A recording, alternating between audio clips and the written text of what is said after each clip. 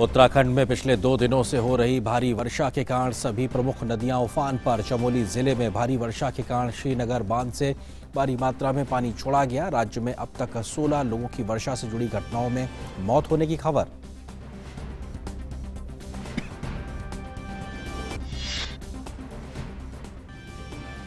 प्रधानमंत्री नरेंद्र मोदी ने मुख्यमंत्री पुष्कर सिंह धामी से उत्तराखंड में अतिवृष्टि से हुए नुकसान और संचालित बचाव व राहत कार्यों के बारे में ली जानकारी। प्रधानमंत्री ने प्रदेश को हर आवश्यक सहयोग दिए जाने के प्रति किया आश्वस्त।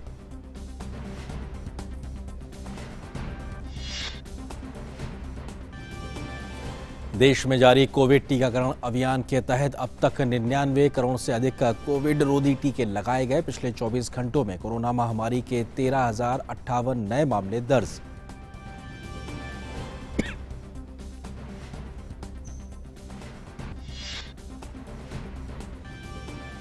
जम्मू कश्मीर में विकास की रफ्तार को और तेज करने के लिए केंद्रीय मंत्री पीयूष गोयल राज्य के दौरे पर। दौरे के दूसरे दिन पीयूष गोयल आज कई कार्यक्रमों में करेंगे शिरकत।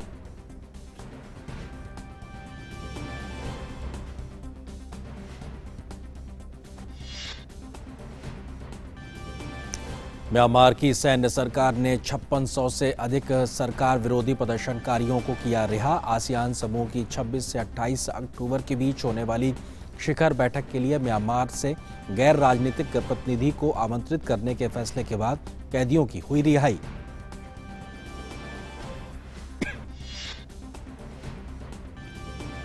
आईसीसी टी20 विश्व कप में आज ग्रुप बी क्वालिफायर में स्कॉटलैंड और पापुआ न्यू गिनी का मुकाबला, जबकि बांग्लादेश के लिए ओमान के साथ मैच में करो या मरो की रहेगी स्थिति।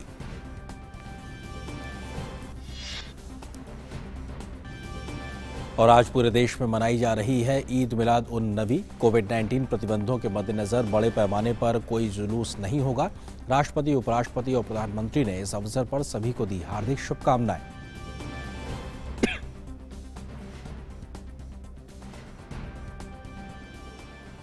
सुर्खियों के बाद में सबसे पहले आज की सबसे बड़ी खबर पर डालते हैं नजर। और खबर उत्तराखंड से जुड़ी हुई। उत्तराखंड में पिछले 2 दिनों से हो रही भारी वर्षा के कारण सभी प्रमुख नदियां उफान पर हैं। कई नदियां खतरे के निशान के करीब बह रही हैं। चमोली जिले में भारी वर्षा के कारण श्रीनगर बांध से भारी मात्रा में पानी छोड़ा गया है। नदियों के तट के आसपास रहने वाले लोगों को सुरक्षित जगहों पर भेजा गया है। राज्य में सरकार और प्रशासन बाढ़ की स्थिति की कड़ी निगरानी कर रही है। राज्य के सभी विभागों को हाई अलर्ट पर रखा गया है।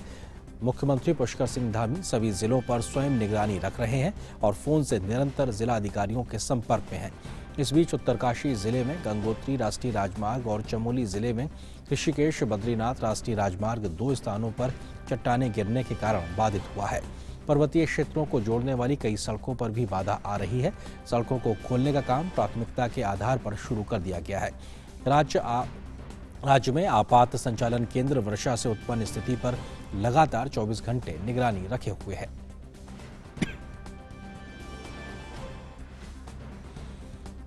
आज सवेरे भी राज्य में कई स्थानों से जान माल के नुकसान की खबरें आ रही हैं। नैनीताल जिले के रामगढ़ के तोकना गांव में बादल फटने की खबर है। शुरुआती जानकारी के अनुसार मलबे में कई लोगों के दबे होने की भी खबर है। राहत और बचाव टीमें मौके के लिए रवाना हो गई हैं। अल्मोड़ा जिले के भिकिया सैंड से रापड़ गांव में मलबा आने से 2 लोगों की मौत हो गई। वहीं अल्मोड़ा के नजदीक हीरा डोंगरी में मलबा आने से एक किशोरी की मौत हो गई। हल्द्वानी में गैला पुल का एक हिस्सा टूटने के कारण यहां आवाजाही बंद हो गई है। सोमवार को भी पौड़ी और चंपावत जिले में बारिश के कारण मलबा आने से 6 लोगों की मौत हो गई थी। अब तक राज्य में 16 लोगों के मौत की खबर है। राज्य के कई हिस्सों में भारी बारिश के कारण जनजीवन बुरी तरीके से अस्त व्यस्त हुआ है।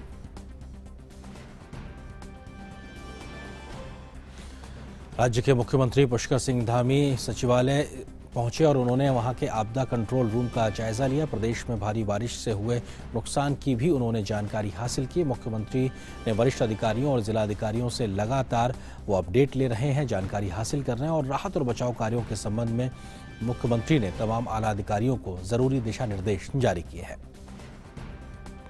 प्रधानमंत्री नरेंद्र मोदी ने उत्तराखंड में भारी बारिश की स्थिति पर मुख्यमंत्री पुष्कर सिंह धामी से फोन पर बात की है। प्रधानमंत्री ने अतिवृष्टि से हुए नुकसान और संचालित बचाव व राहत कार्यों के बारे में जानकारी ली। मुख्यमंत्री ने स्थिति की जानकारी देते हुए कहा है कि प्रदेश में कुछ स्थानों पर नुकसान हुआ है। शासन प्रशासन पूरी तरीके से अलर्ट है। प्रधानमंत्री ने प्रदेश को हर संभव मदद देने का आश्वासन दिया है।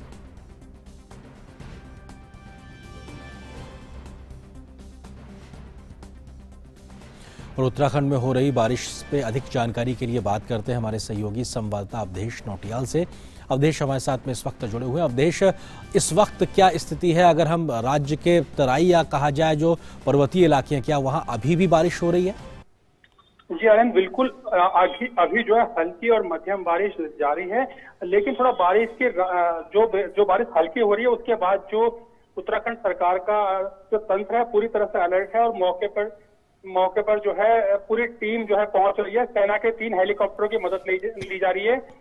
जो बारिश के कारण जो नुकसान हुआ है उसका मेन केंद्र जो है कुमाऊं मंडल रहा है और कुमाऊं मंडल में अभी तक जो है भारी जो नुकसान की खबरें आ रही हैं। अभी तक जो हमारे पास आंकड़े हैं, जो सरकारी आंकड़े हैं, 16 लोगों की मौत की खबर आ चुकी है और कई लोग जो है दबे होने की सूचना है। तो जो एसडीआरएफ, एनडीआरएफ और सेना के जो जवान हैं उनकी मदद ली जा रही है। लगातार टीमें जो है मौके पर पहुंच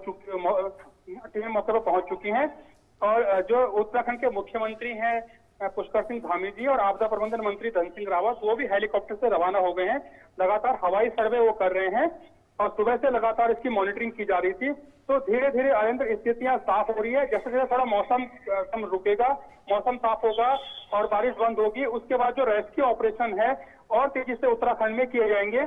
लेकिन खास तौर से जो नुकसान हुआ है वो नैनीताल जिले में नुकसान की संभावना ज्यादा जताई जा रही है। तो अवधेश, एक चीज ये बताइए कि आपने कहा कि अभी भी कुछ जगहों पे मलबे में लोग दबे हैं जहां पे राहत और बचाव कार्य चल रहा है। वो ऐसी कितनी जगह और कितने लोग संभावित तौर पे फंसे हो सकते हैं? अभी की स्थिति क्या? सर, अभी तो केवल जो नैनीताल का रामगढ़ इलाका है, रामगढ़ ब्लॉक का जुतिया इलाका है, वहां पर कुछ लोगों के दबे, जो मजदूर बताए जा रहे हैं, उन मजदूरों के दबे होने की आशंका है। उनमें से जो अभी 9 लोगों की मौत की खबर अभी आ रही है। जो स्थानीय ग्राम प्रशासन है उन्होंने जो प्रधान है उन्होंने इसकी पुष्टि की है कि 9 लोग करीब मरे, इसमें जो है उनकी मौत हो गई है। तो अवधेश, क्या ये 16 लोगों के अतिरिक्त 9 बता रहे हैं या 16 में ही ये 9 लोग भी शामिल हैं? जी, 16 में ही ये 9 लोग शामिल हैं। जी जी अवधेश, और दूसरी महत्वपूर्ण चीज ये कि इतनी भारी बारिश की वजह से नदियां उफान पे हैं और जो डैम है छोटे या बड़े उन पे बहुत ज्यादा प्रेशर है। क्या उनसे जब पानी छोड़ा जा रहा है उसको लेकर क्या वस्तु स्थिति इस वक्त? जो नदियां हैं सर, नदियां कहीं पर जो है नदियां खतरे के निशान के पास है, तो कहीं पर खतरे के निशान से नीचे जो है नदियां हैं लगातार। लेकिन जो नदी किनारे के जगह है वो पहली खाली करा दी गई थी स्थानीय प्रशासन द्वारा। तो लगभग नदियों से ऐसे किसी प्रकार की जान माल हानि के नुकसान की अभी तक कोई आकलन या कोई भी आंकड़े जो है आपदा प्रबंधन केंद्र के पास नहीं आए हैं, क्योंकि नदियों के किनारे के लोगों को पहले ही जो है दूर कर दिया गया था और वहां पर पहले जो है टीमें लगातार तैनात थी। लोगों को लगातार मुनियादी पिटाकर लोगों को लगातार पहले 2 दिन से लगातार हटाया जा रहा था। तो वहां से कोई भी जो है संदेश नहीं मिला है। लेकिन जलस्तर बढ़ने से थोड़ा स्थितियां जो है भयावह है। लेकिन धीरे धीरे जो चूंकि अब बारिश बंद हो चुकी है, पहाड़ में भी बारिश कई जगह हल्की हो चुकी है, तो शाम तक जो है जो मौसम केंद्र के निदेशक है उन्होंने बताया कि शाम तक जो है स्थिति सामान्य हो जाएगी उत्तराखंड में। जी अवधेश, एक चीज और की चारधाम यात्रा और चारधाम यात्रा से जुड़े हुए जो मार्ग हैं उनको लेकर क्या अपडेट? सर, चारधाम यात्रा से जुड़े मार्ग हैं, बद्रीनाथ का मार्ग जो है एक जगह जो राष्ट्रीय राजमार्ग है वो बंद है। केदारनाथ का जो मार्ग था उसको खोलने की लगातार कोशिश, वो एक जगह था, वो अब कुछ देर में खुल जाएगा। ये गंगोत्री का जो राष्ट्रीय राजमार्ग था वहां पर भी जो है भूस्खलन के कारण स्थितियां होती, लेकिन वहां यात्री नहीं, यात्री केवल जो थोड़े से हैं वो केदारनाथ में है। वो आज तो जैसे मौसम साफ होगा तो उन यात्रियों को जो है नीचे के लिए रवाना कर दिया जाएगा। थोड़े से यात्री बद्रीनाथ में है, इनकी संख्या बेहद कम है। गंगोत्री यमुनोत्री धाम पूरी तरह से खाली है। सुबह गंगोत्री धाम में करीब 15 लोग थे जो श्रद्धालु थे, वो भी स्थानीय श्रद्धालु थे। यमुनोत्री धाम में केवल पुजारी और अन्य लोग थे। तो जो यात्रियों को लेकर सुखद खबर है, घबराने की बिल्कुल भी आवश्यकता नहीं है। जो नजदीकी केंद्र थे, जो धर्मशालाएं थी, यात्री वहां पर है, भोजन वगैरह सब सुविधाएं हैं। तो रास्ते में किसी के फंसे होने की आशंका नहीं है, क्योंकि प्रशासन द्वारा पहले ही जगह जगह चेक पोस्टों पर लोग जो है रोक लिए गए थे भारी बारिश के कारण। तो ऐसे कोई संभावना नहीं है कि जो सड़कें टूटी हुई हैं उसके कारण है। लेकिन हाँ, जो स्थानीय सड़कें हैं, जो छोटी सड़कें हैं, जो ग्रामीण सड़कें हैं, उनको बेहद नुकसान हुआ है। ग्रामीण स्तर पर करीब 239 करीब सड़कों को नुकसान हुआ है। उसके अलावा जो जिला मार्ग है उनको नुकसान हुआ है, लेकिन राष्ट्रीय राजमार्गों को नुकसान कम हुआ है। वो इक्का दुक्का जगह पे वहां पर जो है टीमें, पीडब्ल्यूडी की टीमें, बीआरओ की टीमें लगातार मुस्तैद हैं और वहां पर काम शुरू हो गया है। थोड़ा हल्की बारिश है, लेकिन जैसे जैसे अब दोपहर बाद जब बारिश बिल्कुल बंद हो जाएगी तो उसके बाद काम युद्ध स्तर पे होगा। अधिकारी बता रहे हैं कि अगले 8-10 घंटे में पूरी सड़कें खोल दी जाएंगी। अब देश एक चीज और की चार धाम यात्रा को जो तात्कालिक क्या कहा जाए थोड़ा समय के लिए रोकने का जो फैसला किया गया था वो कब तक रहेगा? दूसरी महत्वपूर्ण चीज ये कि स्कूलों को लेकर भी क्या कोई इस प्रकार की संभावना है कि फिर से बंद करने को लेकर, या कोई मौसम का ऐसा अलर्ट जिसकी वजह से दोबारा प्रशासन इस पर विचार कर रहा हो? जी आर्यन, मुझे लगता है कि स्कूल जो शासन स्तर पे स्कूल जो है खुल जाएंगे। आज देहरादून और मैदानी जिलों में बिल्कुल चटक धूप है, मौसम यहाँ पर बिल्कुल साफ हो चुका है। कुमाऊं मंडल में भी एक दो जगह पर जो ऊपरी इलाके हैं वहां पर जो है हल्की बारिश, मध्यम और हल्की बारिश हो रही है, और ऐसी एक दो जगह गढ़वाल के बिल्कुल जो केदारनाथ की जो ऊपरी क्षेत्र है वहां पर हो रही है। तो स्कूल मुझे लगता नहीं कि अब जो अगर पर्वतीय जनपद की बात करें तो पिथौरागढ़, नैनीताल, मतलब हल्द्वानी, जो पिथौरागढ़, नैनीताल, जो ऊपरी पर्वतीय जनपद, वहां पर कुछ संभावनाएं हो सकती है कि वहां पर एक आध दिन स्कूल बंद रह सके। लेकिन मुझे लग रहा है कि मैदानी जनपदों को लेकर स्कूल खोल दिए जाएंगे, क्योंकि यहाँ पर इस तरह की समस्याएं नहीं है। यहाँ पर थोड़ा सा सड़कों पर जो बरसात से जल भराव हुआ था तो वो सामान्य हो गया, यहाँ स्थिति सामान्य है और जनजीवन पूरी तरह से चल रहा है। चार धाम यात्रा को आने वाले यात्रियों को लेकर क्या कुछ अपडेट इस वक्त? सर, चार धाम यात्रा को लेकर अपडेट, जो यात्री रोके गए हैं करीब 28,000 के आसपास यात्री हरिद्वार जनपद में रुके हुए हैं। जो वहाँ स्थानीय पर्यटन विभाग है उसने जो आंकड़े जुटाए हैं तो 28,000 के आसपास वहाँ है। इसके अलावा जो 1,000-1,500 के आसपास में, और प्लस जो छोटे छोटे यात्री जगह जगह, तो इनको पहले ही जो है रोक लिया गया था। इनके रहने खाने की जो व्यवस्थाएं प्रशासन द्वारा भी कराई गई हैं। जो यात्री सक्षम थे तो वो पहले से अपने होटल और धर्मशाला में रुके गए हैं। प्रशासन द्वारा स्थानीय धर्मशाला मालिकों को, होटल मालिकों को पहले कह दिया गया है कि इनको जो है विशेष छूट 20% से जो है खाने रहने में तमाम चीजें छूट है। किसी यात्री को कोई परेशानी ना हो। जिस यात्री के पास अगर रहने खाने की सुविधाएं नहीं है तो उसके लिए सरकार और स्थानीय जिला प्रशासन द्वारा इंतजाम किए गए हैं। ऊपर जो पर्वतीय क्षेत्रों में जो यात्री हैं उसके लिए मुख्यमंत्री ने खुद लगातार मॉनिटरिंग कर रहे हैं। जिला अधिकारियों को कह दिया गया है कि किसी भी प्रकार की कोई समस्या यात्री को ना हो, तो उनके रहने खाने से लेकर जो तमाम व्यवस्थाएं हैं स्थानीय प्रशासन देख रहा है। अभी तक किसी इस तरह के यात्रियों द्वारा ऐसी शिकायतें कुछ नहीं सामने आई है। सब यात्री संतुष्ट नजर थे। और यात्रियों का जो अभी जो मौसम विभाग का कहना है कि अब यात्री जो 1-2 दिन जैसे सड़कें खुलेंगी तो अब आगे तक मौसम बिल्कुल साफ रहने वाला है।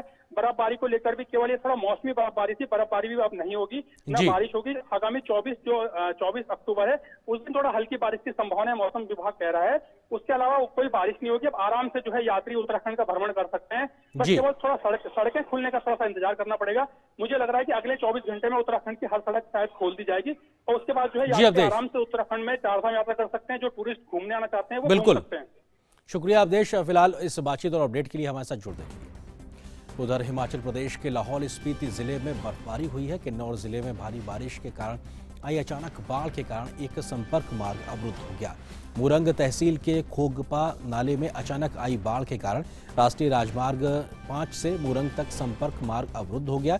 इससे पहले हिमाचल प्रदेश के मौसम विभाग ने यह भी बताया कि जिले में पारा गिरा है, जिसमें जिला मुख्यालय गोपेश्वर समेत पीपलकोटी घाट ऊपरी इलाके शामिल हैं। हिमाचल के ऊंचाई वाले इलाकों में भी बर्फबारी हुई है। और इस खबर पर अधिक बातचीत करने के लिए हमारी सहयोगी संवाददाता नंदिनी मित्तल इस वक्त हमारे साथ में जुड़ रही हैं। नंदिनी, इस वक्त मौसम का क्या हाल है? बारिश और बर्फबारी को लेकर क्या है अपडेट? अनिल, अगर आज की बात की जाए तो मौसम बिल्कुल साफ है, चटक धूप खिली हुई है और पर्यटक शिमला और धर्मशाला में खूब जो है हल्की ठंड के बीच धूप का आनंद ले रहे हैं। अगर जनजातीय इलाकों की बात करें तो जनजीवन अभी प्रभावित है, क्योंकि कल ही वहां ताजा हिमपात हुआ है और भारी हिमपात हुआ है। लगभग 150 पर्यटक लाहौल में जो फंसे हुए थे उन्हें निकालने का प्रयास किया जा रहा है। सड़कों को साफ किया जा रहा है ताकि मनाली से लेह जो राष्ट्रीय राजमार्ग है उस पर यातायात बहाल किया जा सके। लेकिन फिलहाल क्योंकि ज्यादा बर्फबारी है और बारालाचा जो दर्रा है, बहुत ऊंचाई वाला दर्रा है, वहाँ 2 फुट से ज्यादा बर्फबारी हुई है, उसे भी खोलने का प्रयास किया जा रहा है। प्रशासन ने सभी लोगों को जो लाहौल और स्पीति में या किन्नौर जा रहे हैं उनसे आग्रह किया है कि वे अगले 3-4 दिन तक इन इलाकों में ना जाएं, ताकि वे वहां फंस ना जाएं अचानक बर्फबारी की वजह से, क्योंकि अभी आने वाले दिनों में भी यहाँ पर बर्फबारी होने की संभावना, क्योंकि ये ऐसा इलाका है जहाँ जनसंख्या नहीं होती है, वहाँ हो सकती है। यही दूसरी ओर चंद्रताल में भी पर्यटकों के जाने को मनाही कर दी गई है। रोहतांग दर्रा भी फिलहाल पर्यटकों के लिए बंद कर दिया गया है। आनंदिनी, एक चीज महत्वपूर्ण ये कि राष्ट्रीय राजमार्ग 5 का जिक्र आया कि वहां पे अब मार्ग अवरुद्ध हुआ था। इसके अलावा कोई और ऐसे राज्य के संपर्क मार्ग जहां पे इस समय आवागमन की असुविधा हो या किसी प्रकार का काम चल रहा हो, उसको खोलने को लेकर? जो किन्नौर में मलबा आया था उसे हटा दिया गया है। वहाँ यातायात जो है अब चल रहा है, धीमी गति से चल रहा है लेकिन चल रहा है।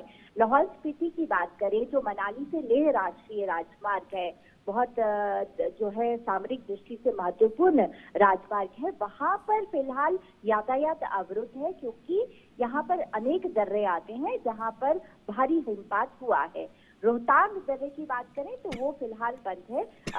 जो अटल टनल है वो मनाली की तरफ से तो सही है, लेकिन लाहौल स्पीति में वहां पर क्योंकि बर्फबारी हुई, वहां पर जो सड़क है उस पर फिसलने की स्थिति बनी हुई है। जी नंदिनी, एक चीज और, कई जब बर्फबारी होती है तो बड़ी संख्या में पर्यटक हिमाचल की ओर रुख करते हैं। इसको लेकर राज्य किस प्रकार की एक तैयारी या कहा जाए किस प्रकार के एक्शन मोड में है, कि कोई जो एक क्राउड मैनेजमेंट को लेकर किस प्रकार की तैयारी? बिल्कुल, अभी क्योंकि वैसे इलाकों में जहां पर पर्यटक आसानी से पहुंच सके, उन इलाकों में अभी बर्फबारी नहीं हुई है। हालांकि लाहौल स्पीति में जब बर्फबारी अब होती है तो बहुत आसान है वहां तक पहुंचना अटल टनल के बन जाने से। लेकिन प्रशासन बिल्कुल सजग है। उन्होंने पर्यटकों से आग्रह किया है कि वे अनावश्यक रूप से ना घूमें। हालांकि अटल टनल तक अभी भी जाया जा सकता है। अगर हम किन्नौर की बात करें तो किन्नौर के भी ऊपरी क्षेत्रों में बर्फबारी हुई है। शिमला में हमें बर्फबारी का इंतजार है। दिसंबर में ही यहाँ बर्फबारी आमतौर पर देखने को मिलती है, लेकिन यकीनन ठंड बढ़ गई है। शिमला में इस बार जल्दी ठंड आई है। जो सर्दियों के कपड़े हैं वो निकल गए हैं और लोग जो हैं, बड़ी संख्या में पर्यटक इस समय चटक धूप का आनंद भी ले रहे हैं, क्योंकि तापमान काफी गिरा हुआ है। शुक्रिया नंदिनी, इस तमाम बातचीत और अपडेट्स के लिए हमारे साथ में हिमाचल से जुड़ने के लिए। बात केरल की करते हैं। दक्षिणी राज्य केरल में हो रही जबरदस्त बारिश से नदियां, तालाबों का जलस्तर बढ़ने के कारण 10 बांधों के लिए रेड अलर्ट जारी किया गया है। पथनमथिट्टा में काफी बांध से पानी छोड़े जाने की स्थिति से निचले इलाकों में किसी भी आपात स्थिति से निपटने के लिए एनडीआरएफ की टीमों की तैनाती की गई है। वहीं शबरीमला में भगवान अयप्पा की यात्रा को स्थगित किया गया है। ज्यादा बारिश की वजह से भूस्खलन का खतरा बना हुआ है। राज्य में कुल 184 राहत शिविर मध्य केरल व अन्य प्रभावित जिलों में चलाए जा रहे हैं। मुख्यमंत्री पिनराई विजयन ने उच्च स्तरीय बैठक कर आपदा से प्रभावित लोगों को मदद पहुंचाए जाने की समीक्षा की, साथ ही फसलों सहित संपत्तियों को हुए नुकसान का भी आकलन किया है। वहीं अब राज्य में कॉलेज और उच्च शिक्षण संस्थान 25 अक्टूबर को खोले जाएंगे।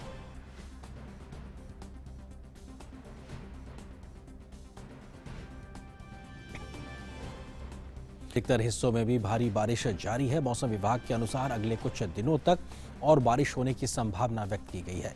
मध्य प्रदेश के पूर्वी भागों की तुलना में पश्चिमी भागों में ज्यादा बारिश दर्ज की जा रही है। मध्य प्रदेश में भारी बारिश की स्थिति पर मुख्यमंत्री शिवराज सिंह चौहान ने कहा है कि बारिश की वजह से फसलों को जो नुकसान हुआ है उसका सर्वे करके क्षति का आकलन किया जाएगा और किसानों को राहत पहुंचाई जाएगी। में वर्षा के कारण प्रदेश के कुछ भागों में हमारे किसान भाई बहनों की फसलों को नुकसान पहुंचा है। मैं अपने सभी किसान भाई और बहनों को आश्वस्त करना चाहता हूं कि वो बिल्कुल चिंता ना करें। जहां फसलों को नुकसान हुआ है वहां मैंने सर्वे के निर्देश दे दिए हैं। सर्वे करके क्षति का आकलन किया जाएगा और किसानों को राहत पहुंचाई जाएगी। फसल बीमा योजना का लाभ मिले इसके लिए भी जो आवश्यक प्रबंध है वो सब किए जाएंगे। आगे बढ़ते हैं और रूबरू कराते हैं आपको इस वक्त कुछ और ताजा तरीन खबरों से।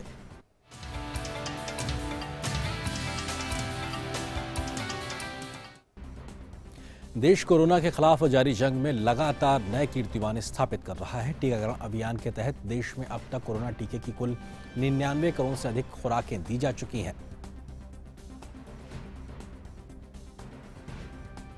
और अपने आप में यह आंकड़ा बहुत बड़ा है और जल्द ही 100 करोड़ आंकड़ा हिंदुस्तान पार कर जाएगा, क्योंकि 99 करोड़ से ज्यादा कोविड के टीके दिए जा चुके हैं और अपने आप में दुनिया में सबसे तेज गति से चलने वाला ये अपने आप में टीकाकरण अभियान है।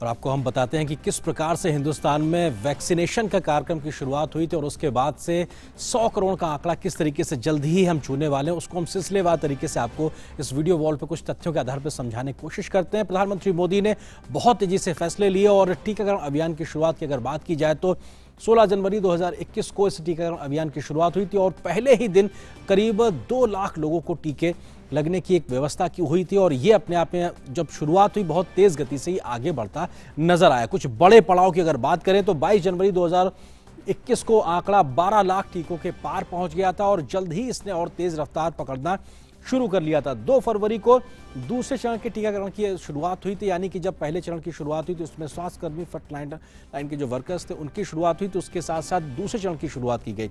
19 फरवरी को 1 करोड़ टीके लगे जो महज 34 दिन के अंदर लगाए गए और ये आंकड़ा भी भारत ने अन्य देशों के मुकाबले बहुत तेज गति से हासिल किया था। साथ ही साथ 1 मार्च को तीसरे चरण के टीकाकरण की शुरुआत हुई थी और लगातार उसके बाद से ये रफ्तार तेज गति से आगे बढ़ती रही है। 1 मार्च 2021 को पीएम मोदी ने अपने टीके की पहली खुराक ली थी, उन्होंने पहली वैक्सीन की डोज लगवाई थी पीएम मोदी ने। उसके अलावा 6 मार्च को 2 करोड़ का आंकड़ा हिंदुस्तान ने पार कर लिया था। टीके 2 करोड़ दे दिए गए थे 6 मार्च को ही और ये रफ्तार तेज गति से आगे बढ़ती रही। 23 मार्च आते आते 5 करोड़ का आंकड़ा हिंदुस्तान ने पार कर लिया था और ये रफ्तार जैसे जैसे दिन बढ़ रहे थे हिंदुस्तान में प्रोडक्शन तेज हो रहा था। पीएम मोदी लगातार इसको मॉनिटर कर रहे थे। तमाम जो उत्पादक हैं उनके साथ में बैठकें हो रही थी और कोशिश ये हो रही थी जो भी दिक्कतें आए उनको दूर किया जाए और प्रोडक्शन को लगातार तेज किया जाए। और उसके बाद 1 अप्रैल को 45 साल से अधिक उम्र के सभी लोगों को वैक्सीनेशन के लिए अनुमति दे दी गई, यानी कि ये दायरा लगातार हिंदुस्तान में बढ़ता गया। और 8 अप्रैल को प्रधानमंत्री मोदी ने अपने टीके की दूसरी खुराक ली थी और खुद टीका लगवाने के साथ प्रधानमंत्री ने यह मैसेज भी दिया कि टीका पूरी तरह सुरक्षित है और इस वजह से भी लोग ज्यादा संख्या में आगे आए टीका लगवाने के लिए। 10 अप्रैल को हिंदुस्तान ने 10 करोड़ टीका लगाने का आंकड़ा पार कर लिया था और दुनिया में सबसे तेज गति से अगर 10 करोड़ टीके किसी मुल्क ने लगाए थे तो वो हिंदुस्तान था, जिसने इतनी तेजी से इन टीकों को लगाने के अभियान की शुरुआत की थी। 1 मई को 18 वर्ष से ज्यादा उम्र के सभी लोगों को टीका लगाने की अनुमति सरकार ने दे दी थी और उसके बाद में यह दायरा व्यापकता के साथ में आगे बढ़ता हुआ चला गया। इसके बाद 12 जून को 25 करोड़ टीका का यानी कहा जाए वैक्सीनेशन की जो डोज थी वो दी जा चुकी थी और 12 जून को 25 करोड़ के आंकड़े को हिंदुस्तान ने पार कर लिया था। तमाम मुल्क बहुत तेजी से शुरू हुए थे लेकिन हिंदुस्तान ने जब गति पकड़ी तो तमाम मुल्क पीछे रह गए, लेकिन हिंदुस्तान तेज गति से आगे बढ़ा। 7 अगस्त को इसका विस्तार हुआ और 50 करोड़ के आगे का ये आंकड़ा पहुंच गया। लगभग 50.5 करोड़ टीके 7 अगस्त तक हिंदुस्तान में दिए जा चुके थे और ये रफ्तार हर गुजरते दिन के साथ में बढ़ती हुई दिखाई पड़ रही थी। केंद्र राज्य मिलकर तमाम संस्थाएं मिलकर इसमें तेज गति से काम कर रहे थे। निजी क्षेत्र को भी भागीदार बनाया गया सरकारी क्षेत्र के साथ में और उसका ही असर था, ये तेज गति से बढ़ता दिखाई पड़ा। 13 सितंबर को आते आते 75 करोड़ टीके का आंकड़े को पार कर लिया हिंदुस्तान में और इसको भी एक तरीके से इस तरह से देखा गया कि 75 करोड़ और आज़ादी के 75 वर्ष के हम उस दौर में चल रहे हैं, तो ऐसे में इसको एक बड़े अभियान के तौर पर देखा गया। 17 सितंबर को पीएम मोदी ने के जन्मदिन पर जब महाअभियान चला तो लगभग 2.25 करोड़ टीके एक ही दिन में दिए गए और यह भी एक महाअभियान के तरीके से था कि हिंदुस्तान ने अपनी जो क्षमता थी उसको विस्तार किया और बताया कि हम एक दिन में 2.25 करोड़ टीके तक लगा सकते हैं। और 19 अक्टूबर को 99 करोड़ के टीके का आंकड़ा आज यानी कि आज हिंदुस्तान ने पार कर लिया है। बहुत संभव है कल या परसों में 1 दिनों में ही हिंदुस्तान जो है वो 100 करोड़ के आंकड़े को पार कर लेगा और बहुत कोशिश है अपने आप इस दिशा में तेजी से आगे बढ़ने के लिए। तो वहीं स्वास्थ्य और परिवार कल्याण मंत्रालय के मुताबिक देश भर में पिछले 24 घंटे में 13,058 नए कोविड के मामले दर्ज किए गए हैं, तो वहीं पिछले 24 घंटे में 19,470 मरीज उपचार करवाकर कोविड से ठीक भी हो चुके हैं, जिसके बाद देश में रिकवरी रेट बढ़कर 98.14% हो गया है। सक्रिय मामलों की संख्या कुल 1,83,118 ही रह गई है। वहीं साप्ताहिक पॉजिटिविटी रेट वर्तमान में 1.36% दर्ज किया गया है। दैनिक पॉजिटिविटी रेट 1.11% बना हुआ है।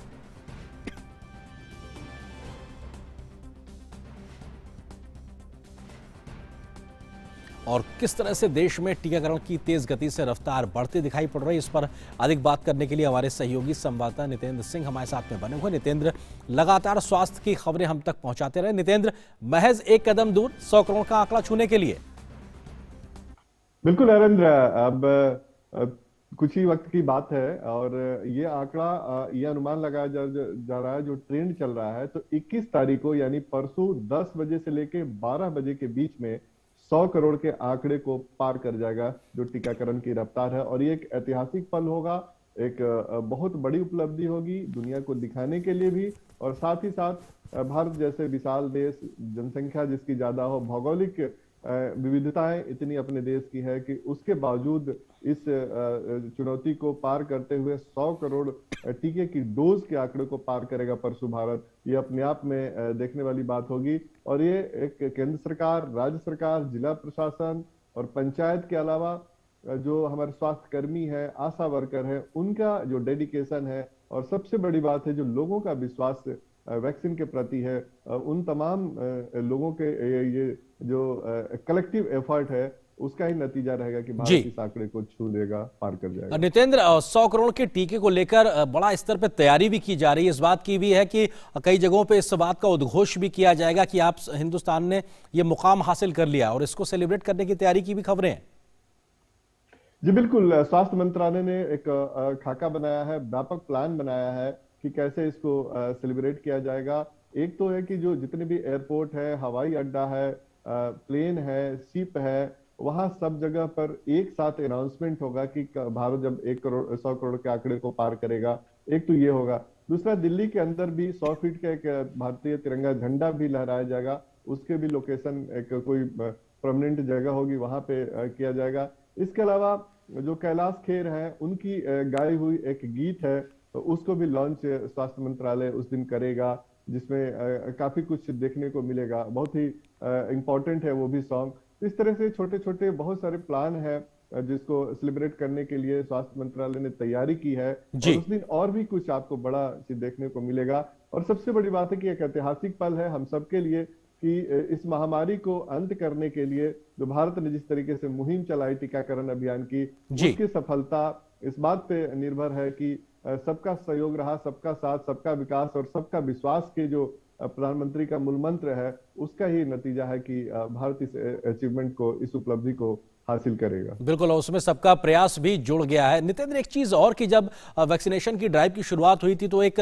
इस दिसंबर तक का, इस साल दिसंबर तक का लक्ष्य रखा गया था कि सभी को कवरेज दिया जाएगा जो भी वैक्सीन के दायरे के अंतर्गत आ सकते हैं। दूसरा एक चीज ये भी था कि एक दिन में 1 करोड़ के लक्ष्य को हासिल किया जाए। हमने देखा कि वो क्षमता हमने 2.25 करोड़ तक हासिल की है। और क्या ये जो दिसंबर का लक्ष्य लेके चल रहे हैं, उस लिहाज से हम काफी तेज गति से आगे बढ़ते दिखाई पड़ रहा है?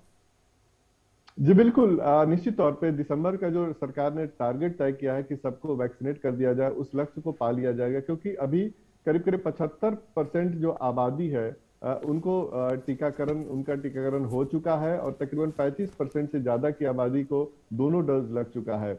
और ये महज 25% अभी आबादी बची हुई है जिनको टीका लगना है। अभी भी राज्यों के पास 10 करोड़ से ज्यादा टीके की डोज जो है वो मौजूद है। राज्य अपने स्वेच्छा से, अपने परिस्थितियों के हिसाब से वैक्सीनेशन ड्राइव को चला सकते हैं। आज ही केंद्रीय स्वास्थ्य मंत्रालय ने सभी राज्यों के साथ एक समीक्षा बैठक की, और उसमें उन्होंने कहा कि टीकाकरण की गति को तेज किया जाए।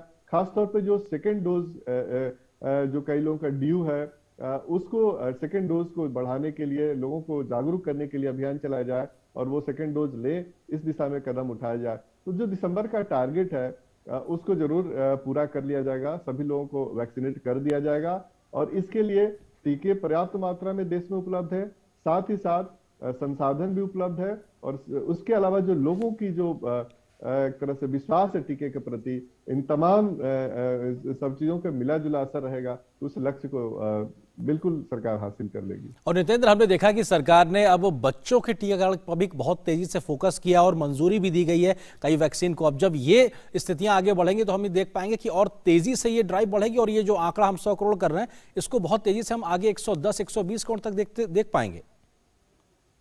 जी बिल्कुल, देखिए बच्चों की जो वैक्सीन है उसको जो एक्सपर्ट कमेटी है उन्होंने कुछ शर्तों के साथ रिकमेंडेशन किया है, सिफारिश किया है। अब ड्रग कंट्रोलर जनरल के पास ये फैसले लेना है कि वो मंजूरी कब करते हैं, लेकिन चूंकि उसमें कुछ पॉइंट्स है बच्चों के लिहाज से उसको देखा जा रहा है, जो एक एक्सपर्ट है उनका सलाह लिया जा रहा है और एक चरणबद्ध तरीके से बच्चों में वैक्सीन दिया जाएगा। सबसे पहले जो बड़े बच्चे हैं खासतौर पे 15 से 18 साल या 12 से 18 साल के उम्र के बच्चों को वैक्सीनेट किया जाएगा। इसके अलावा जो हाई रिस्क ग्रुप वाले बच्चे हैं जिनको बहुत सारी बीमारियां हैं, मान लिया गंभीर रूप से चाहे वो कैंसर हो या दूसरी बहुत सारी बीमारियां हैं, उन बच्चों को पहले प्राथमिकता के आधार पर वैक्सीन लगाया जाएगा और उसके बाद एज को धीरे धीरे कम किया जाएगा। तो जो छोटे बच्चे हैं चाहे वो 2 साल से ऊपर के हो उनका नंबर बाद में आएगा, क्योंकि बच्चों में इम्यूनिटी अच्छी होती है और कुछ जरूरी नहीं कि हर बच्चे को वैक्सीनेट किया जाए। तो सरकार विशेषज्ञों की राय ले रही है, दुनिया भर की जो डाटा है उसका अध्ययन कर रही है और उसके बाद ही एक फैसला आएगा बच्चों के वैक्सीन के ऊपर। लेकिन बच्चों पे जो ट्रायल हुआ था वो काफी अच्छा था, उसका रिस्पॉन्स बहुत अच्छा था, इसलिए सरकार के पास एक डाटा जरूर है कि वो वैक्सीन बहुत कारगर है बच्चों के ऊपर और ये प्रक्रिया एक्सपर्ट के सलाह के बाद ही तय किया जाए कि कब लगेगा और कैसे लगेगा, उसकी प्रक्रिया क्या होगी। जी शुक्रिया नितेंद्र, इस बातचीत और अपडेट के लिए हमारे साथ जुड़ने के लिए शुक्रिया आपका। और आगे बढ़ने से पहले फिलहाल एक छोटे से ब्रेक के लिए रुकते हैं, बहुत जल्द हाजिर होंगे मिड डे प्राइम में कुछ और महत्वपूर्ण खबरों के साथ।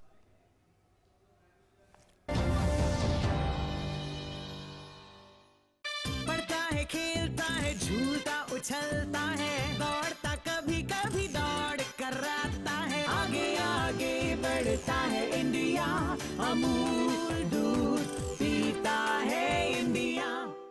गरीब को सस्ती दवाई मिले, गरीब को दवाई के बिना मरने की नौबत न आए, इसलिए पूरे देश में जन औषधि भंडारों का अभियान चलाया है।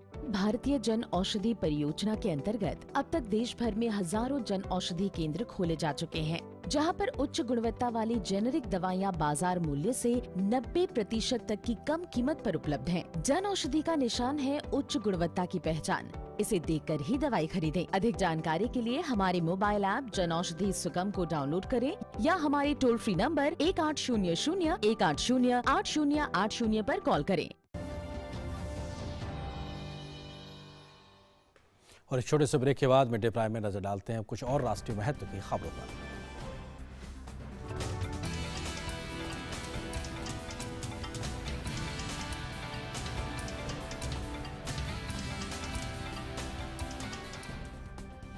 प्रधानमंत्री नरेंद्र मोदी 20 अक्टूबर को उत्तर प्रदेश के कुशीनगर में भारत के 29वें अंतर्राष्ट्रीय हवाई अड्डे का उद्घाटन करेंगे। इस ऐतिहासिक पल में श्रीलंका से आए बौद्ध भिक्षुक और 125 सदस्यीय प्रतिनिधिमंडल भी मौजूद रहेगा।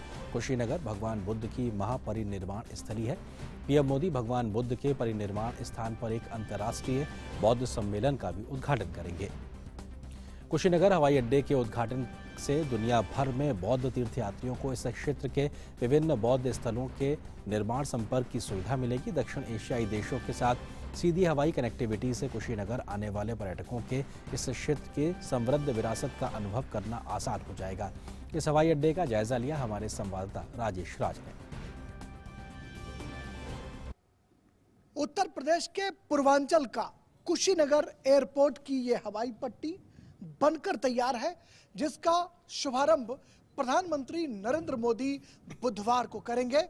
और यह एयरपोर्ट कहीं न कहीं सिर्फ पूर्वांचल ही नहीं, उत्तर प्रदेश ही नहीं, बल्कि बिहार के लोगों के लिए भी रामबाण साबित होगी। कनेक्टिविटी के लिहाज से देखें तो यह अंतर्राष्ट्रीय जो हवाई अड्डा होगा, यह नेपाल और श्रीलंका समेत कई देशों के जो टूरिस्ट हैं, बौद्ध धर्म में आस्था रखने वाले जो लोग हैं, वो यहाँ पर आएंगे। और हम कह सकते हैं कि ये जो पूरा बौद्ध सर्किट है, ये हवाई पट्टी से कनेक्ट जब होगा तो दुनिया भर के जो सैलानी हैं, दुनिया भर के जो टूरिस्ट हैं, वो यहाँ पर आएंगे। और कहीं ना कहीं निश्चित तौर पर यह एक भारत सरकार और उत्तर प्रदेश सरकार के लिए एक कामयाबी का दिन होगा, जब इस हवाई पट्टी से उड़ान जो है वो भरने लगेगी और वह उड़ान सपनों की उड़ान होगी।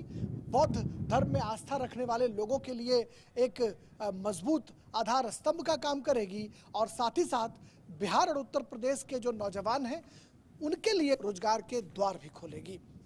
कैमरामैन एसपी दुबे के साथ कुशीनगर एयरपोर्ट से मैं राजेश राज, डीडी न्यूज के लिए। और हमारे सहयोगी राजेश राज इस खबर पर अधिक बातचीत करने के लिए हमारे साथ इस वक्त भी मौजूद हैं, उनसे हम बात करते हैं। राजेश, अगर देखा जाए तो प्रधानमंत्री मोदी ने जो बीते वक्त में एक बात कही थी कि किस प्रकार से जो बौद्ध सर्किट है उसको तैयार किया जाएगा, और उस लिहाज से कल का दिन बहुत ऐतिहासिक होगा जब अंतर्राष्ट्रीय स्तर से कुशीनगर को जोड़ दिया जाएगा।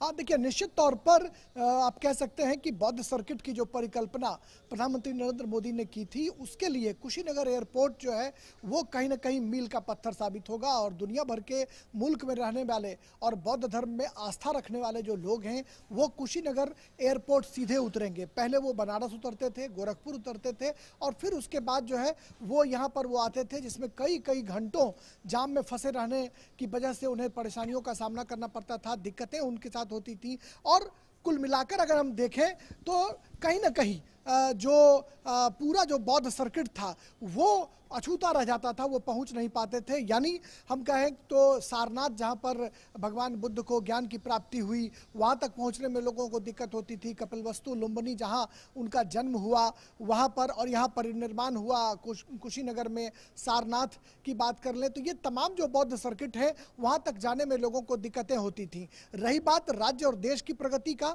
तो कहीं ना कहीं कनेक्टिविटी के मोर्चे पर समृद्धि जो है वो द्योतक होते हैं, वो संदेश देते हैं किसी भी राज्य की प्रगति का।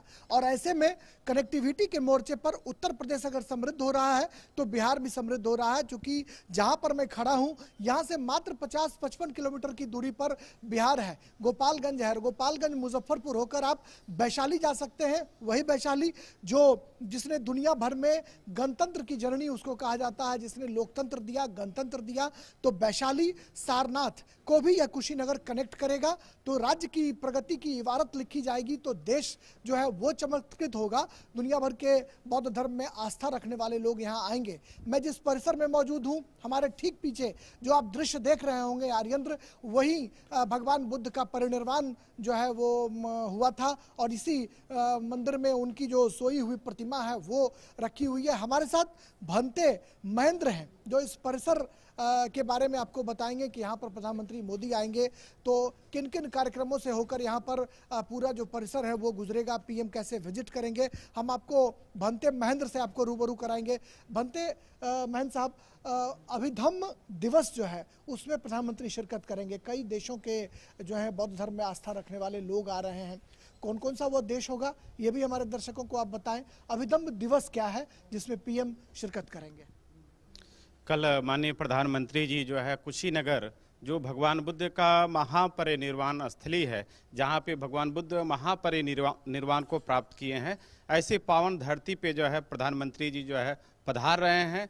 और भारत के जो है, भारत में पहला बार जो है ऐसा हो रहा है कि जो कुशीनगर जो है महापरिनिर्वाण स्थली पे जो है भारत के प्रधानमंत्री जी नरेंद्र मोदी जी जो है आ रहे हैं। तो कल का दिन तो बड़ा ही महत्वपूर्ण का दिन है, क्योंकि जो है ये वर्ष अभिधम्म दिवस में जो हिस्सा लेंगे वो अभिधम्म दिवस क्या है वो हमारे दर्शकों को थोड़ा आप बताएं, उसमें शिरकत करेंगे। कल जो है कुआर जो है पूर्णिमा है, और कुआर पूर्णिमा जो है बुद्ध धर्म में बड़ा ही महत्व होता है, क्योंकि आषाढ़ी पूर्णिमा से वर्षावास जो है शुरू होता है और कार्तिक पूर्णिमा जो है समापन होता है। तो इसको चतुर्मास बोलते हैं, 4 महीने का चतुर्मास होता है। और इस 4 महीने में जो है बौद्ध भिक्षु जो है एक ही स्थान पे जो है अपने सीनियर भिक्षु के साथ जो है वर्षावास करते हैं, मेडिटेशन करते हैं, पूजा वंदना करते हैं। और जो है ये कुआर पूर्णिमा को समाप्त होता है उस दिन से जो है चीवर दान जो है दिया जाता है, कठिन चीवर दान दिया जाता है, और 1 महीने का ये कार्यक्रम जो है चलता रहता है।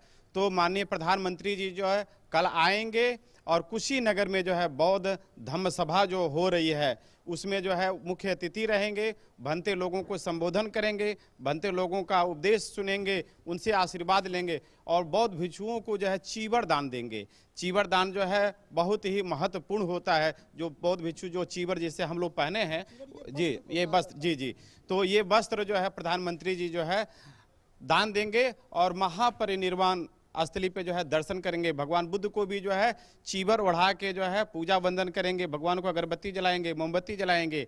उसके बाद जो है बौद्ध भिक्षु लोगों को जो है संबोधन करेंगे। ये जो है कुशीनगर में बहुत ही अच्छा कार्य हो रहा है, क्योंकि जो है इसके पहले तमाम सरकार आए गए लेकिन जो है कोई विशेष ध्यान नहीं दिया, लेकिन मोदी जी का विशेष ध्यान है। और कुशीनगर में जो इंटरनेशनल एयरपोर्ट जो बन रहा है ये जो है पूरे दुनिया को जो है जोड़ने का काम करेगा, क्योंकि यहाँ जो है Thailand, Burma, Korea, Singapore, Malaysia, पूरे जो है दुनिया से बौद्ध अनुयायी आते हैं। तो यहाँ पहले जो है कोई भी सुविधा नहीं था, आज भी जो है यहाँ रेलवे का सुविधा नहीं है, लेकिन इंटरनेशनल एयरपोर्ट बनने से जो है काफ़ी संख्या में जो है देशी और विदेशी जो है पर्यटक जो है आएंगे और कहीं न कहीं जो है ये बुद्धिज्म को जो है बढ़ावा मिलेगा और ये कुशीनगर का जो है विकास होगा। इसलिए जो है आज हम सभी जो है कुशीनगर वासी जो है सभी बौद्ध भिक्षु जो है बहुत उत्साहित हैं कि माननीय प्रधानमंत्री जी आ रहे हैं और उनका हम लोग स्वागत भी करते हैं। ये जो वस्त्र भंते महेंद्र ने धारण कर रखा है, ये वस्त्र, इसको चीवर कहा जाता है और इस चीवर दान की जो परंपरा है उसमें अभिधम्म जो दिवस है उसमें प्रधानमंत्री मोदी शामिल होंगे। बौद्ध धर्म का जो सम्मेलन है बहुत ही महत्वपूर्ण, चतुर्मास के बाद इसका आयोजन किया जाता है और यह चीवर दान जो है वो बौद्ध भिक्षुओं को करेंगे और भगवान बुद्ध को भी यह जो वस्त्र है वो उनको धारण कराकर उनके प्रति आस्था व्यक्त करेंगे, उनके प्रति श्रद्धांजलि व्यक्त करेंगे। तो कुशीनगर जो है कल का दिन कुशीनगर के लिए बहुत ही महत्वपूर्ण होगा। और जैसे भंते महेंद्र ने बताया भी कि बहुत सी सरकारें आई गई लेकिन प्रधानमंत्री मोदी ने वास्तव में इस जगह की चिंता की है, वास्तव में इस जो गंभीर विषय है इसको कहीं ना कहीं उन्होंने एड्रेस किया है, जो रोजगार के द्वार भी खोलेगा। एयरपोर्ट की वजह से बिहार और उत्तर प्रदेश दोनों राज्यों को बहुत फायदे भी होंगे। जी, एक महत्वपूर्ण चीज राजेश ये भी है किस तरीके से जब इतना बड़ा प्रकल्प बनता है तो उसकी खुशी स्थानीय स्तर पर देखने को मिल रही है, लेकिन सामाजिक आर्थिक गतिविधियों में रोजगार के लिहाज से भी एक बड़ा अवसर पैदा होता है, क्योंकि जब अंतर्राष्ट्रीय पर्यटक आएंगे तो उस लिहाज की गतिविधियां भी देखने को मिलेगी। उस लिहाज से कितना उत्साह स्थानीय लोगों में?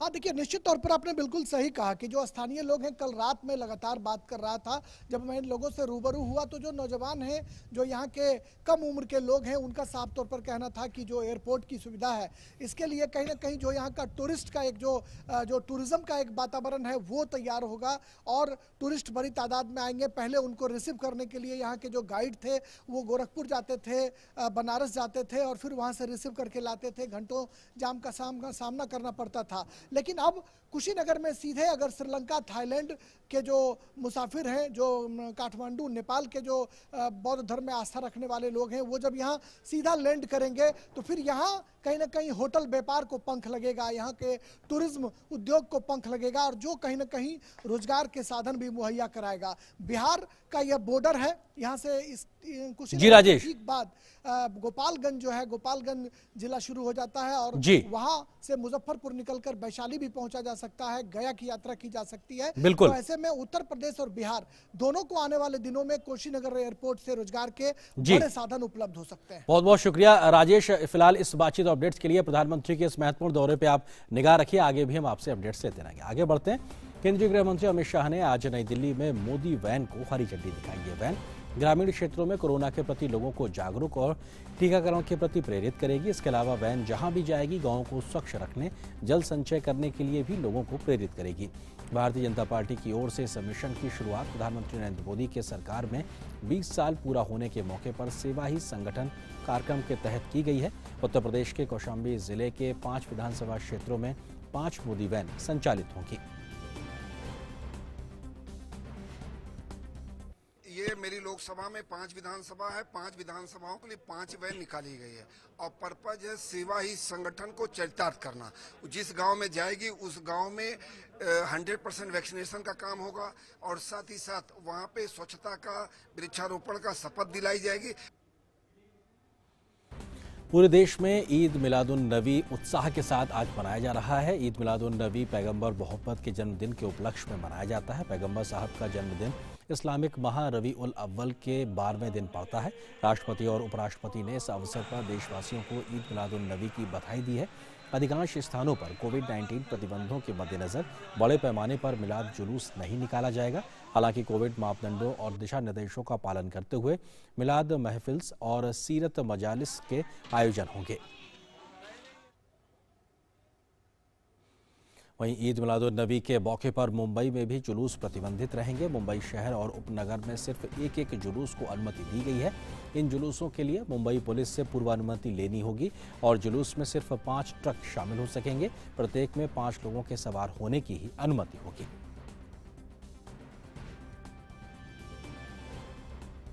प्रधानमंत्री नरेंद्र मोदी ने देशवासियों को ईद ए मिलादुन नबी की बधाई दी है। प्रधानमंत्री नरेंद्र मोदी ने ट्वीट करते हुए कहा, मिलादुन नबी की शुभकामनाएं। चारों ओर शांति, समृद्धि, दया और भाईचारे के गुण हमेशा कायम रहें। ईद मुबारक। आगे बढ़ते और बात उन खबरों की जो दुनिया भर में सुर्खियां बनी हुई हैं।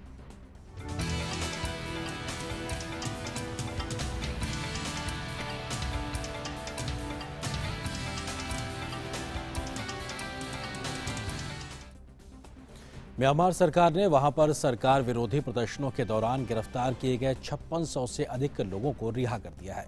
आसियान समूह की 26 से 28 अक्टूबर के बीच होने वाली शिखर बैठक के लिए म्यांमार से गैर राजनीतिक प्रतिनिधि को आमंत्रित करने के फैसले के बाद कैदियों की रिहाई हुई है। Assistant association for political prisoners के अनुसार सरकार विरोधी प्रदर्शन में शामिल होने के आरोप में 7355 लोग जेल में बंद हैं। 1 फरवरी से अब तक सैन्य सरकार के विरोध में हुए प्रदर्शनों में 1181 लोग मारे जा चुके हैं। अफगानिस्तान के मौजूदा हालात पर रूस द्वारा बुलाई गई अमेरिका पर शामिल होने ने इससे इनकार कर दिया। इस बैठक में रूस ने 20 अक्टूबर को मॉस्को फॉर्मेट वार्ता में भाग लेने के लिए अमेरिकी प्रतिनिधिमंडल को भी आमंत्रित किया है। लेकिन अमेरिकी विदेश विभाग के प्रवक्ता नेड प्राइस ने सोमवार को संवाददाताओं से कहा, हम आगे चलकर उस मंच के शामिल होने के लिए उत्सुक है, लेकिन हम इस सप्ताह भाग लेने की स्थिति में नहीं है। इससे पहले रूस ने वार्ता की घोषणा करते हुए कहा, उनका लक्ष्य अफगानिस्तान में बदलती स्थिति को लेकर एक सामान्य स्थिति पर काम करना होगा। बात नाइजीरिया की। नाइजीरिया के उत्तर पश्चिमी सोकोतो राज्य में बंदूकधारियों ने एक गांव के बाजार पर हमला किया, जिसमें दर्जनों लोग मारे गए हैं। हमले में लगभग 43 लोगों की जान चली गई है। पुलिस ने पुष्टि की है कि डाकुओं ने गोरोन्यो गांव पर हमला किया था। हमला रविवार को गोरोन्यो के एक साप्ताहिक बाजार में शुरू हुआ और सोमवार सुबह तक जारी रहा। भारी हथियारों से लैस गिरोह ने वर्षों से उत्तर पश्चिम और मध्य नाइजीरिया को आतंकित किया हुआ है। गांव में छापेमारी और लूटपाट की है, लेकिन हाल के महीनों में हमले और भी हिंसक हो गए हैं। नाइजीरियाई सैनिकों ने इलाके में दस्यु शिविरों के खिलाफ हवाई और जमीनी अभियान चलाया हुआ है। आगे बढ़ते हैं और देखते हैं खेल जगत में क्या है आज की बड़ी खबरें।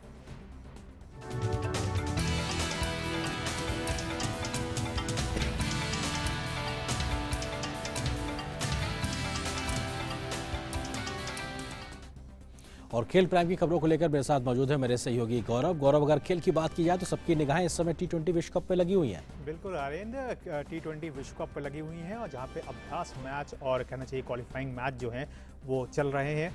तो बात करते हैं कल के अभ्यास मैच की, जहां T20 विश्व कप की अभ्यास मैच में भारत ने इंग्लैंड को 7 विकेट से हरा दिया। भारत ने टॉस जीतकर पहले गेंदबाजी का फैसला किया। इंग्लैंड ने पहले बल्लेबाजी करते हुए 5 विकेट पर 188 रन बनाए।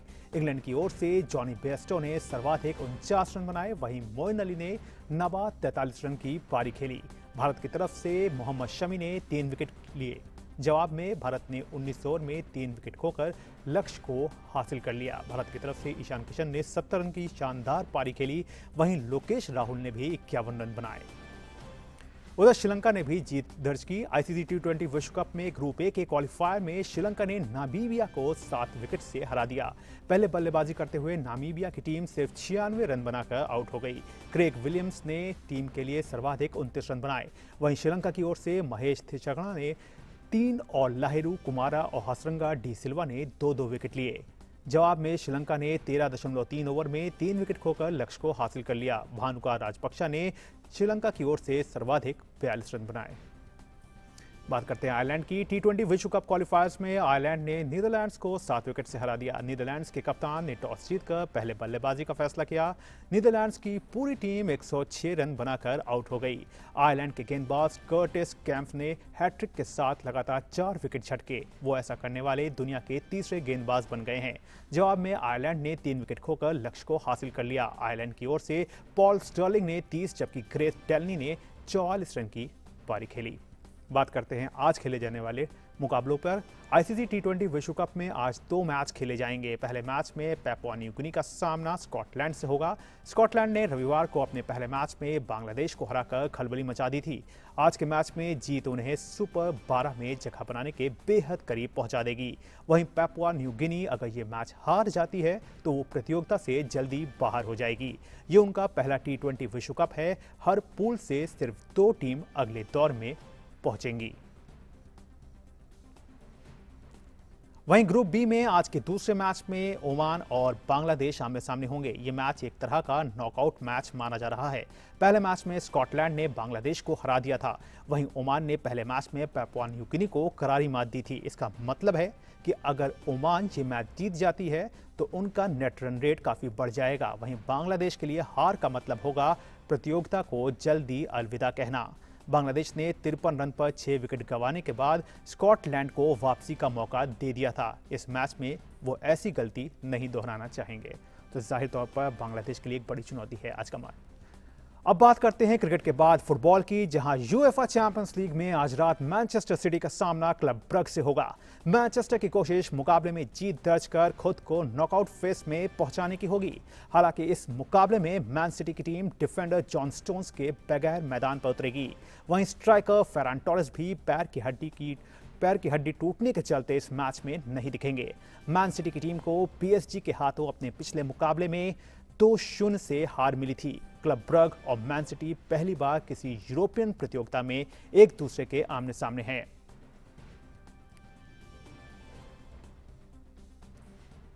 वहीं लिवरपूल की टीम भी आज देर रात ग्रुप स्टेज के अपने मुकाबले में एटलेटिको मैड्रिड से टकराएगी। इस मुकाबले में लिवरपूल की टीम मिडफील्डर कर्टिस जोन्स के बगैर मैदान पर उतरेगी। एटलेटिको मैड्रिड और लिवरपूल की टीम पिछली दफा यूएफए चैंपियंस लीग 2019 में एक दूसरे के आमने सामने हुए थे, जहां एटलेटिको मैड्रिड ने दोनों लेग अपने नाम किए थे।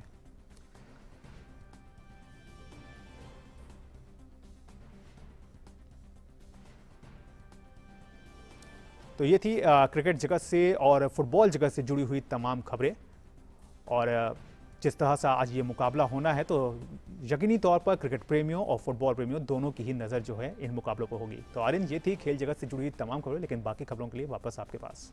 शुक्रिया गौरव हमारे साथ इन तमाम खबरों को साझा करने के लिए। आगे बढ़ते और बारी हमारे अगले सेगमेंट लाइफ टाइम की।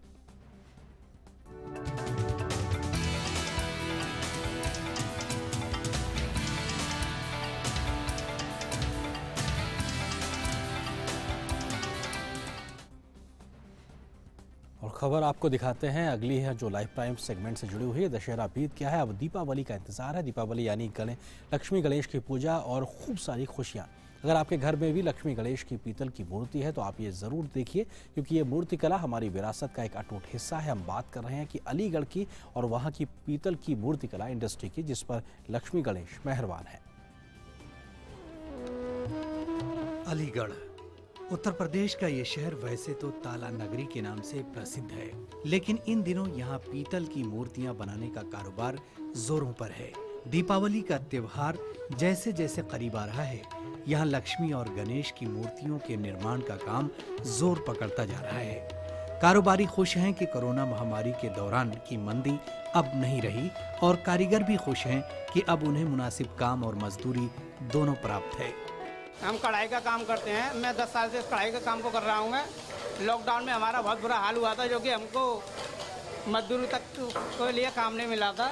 और फिलहाल हमारा इस काम का सीजन है ये, तो हमारे मालिक जो है उनके पास तमाम ऑर्डर है और बहुत अच्छा काम चल रहा है। अब हमारे पास दिवाली आ रही है, ये लक्ष्मी गणेश वगैरह का बहुत अच्छा काम चलता है और बहुत बढ़िया फैक्ट्री वगैरह कारखाना खूब अच्छा है, मजदूरी खूब बढ़िया मिलती है। अलीगढ़ में सभी तरह के भगवान की पीतल की मूर्ति तैयार की जाती है। यहाँ बनी मूर्तियों ने देश विदेश में अपनी धाक जमा ली है। कई 100 करोड़ रुपए सालाना कारोबार वाले अलीगढ़ के मूर्ति उद्योग में दिन प्रतिदिन वृद्धि हुई है। विभिन्न राज्यों से भी पीतल की मूर्तियों के ऑर्डर मिल रहे हैं। त्योहारों के मौसम ने इस उद्योग को 4 चांद लगा दिया है। कारोबार में आए उछाल से कारोबारियों की चिंता तो दूर हुई ही है, बढ़ते रोजगार और बढ़ती आमदनी से लोगों के त्योहार की खुशी भी बढ़ गई है। Bureau report, DD news. तो जैसे जैसे कोरोना का असर कम हो रहा है और देश की अर्थव्यवस्था तेजी से आगे बढ़ रही है, उसका असर पूरे देश में तमाम इंडस्ट्री पे हो रहा है और उसका फायदा भी लोगों को रोजगार के बढ़ते अवसरों के रूप में इस प्रकार की खबरों में देखने को मिल रहा है। फिलहाल इस खबर के साथ मिड डे प्राइम के अंक में इतना है, लेकिन डीडी न्यूज पर खबरों का सफर लगातार जारी है। नमस्कार।